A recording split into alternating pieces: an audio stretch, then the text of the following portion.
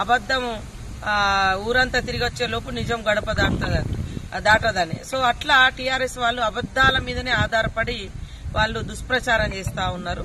అదే కాకుండా నిన్న మొన్న కూడా ఎంత అబద్దాలు కేటీఆర్ మాట్లాడతాడు అనేది సీఎం రమేష్ మాటలలో కూడా మనం చూసినాము.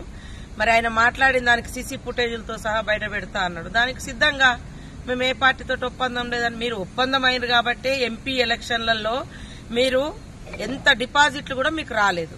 మీరు అన్నారు కదా మమ్మల్ని జనరల్ ఎలక్షన్లలో ఎమ్మెల్యే ఎలక్షన్లలో మీకు మాకు 0.5% 1% తేడా మాకు ఇంత ఉంది అంత ఉందని.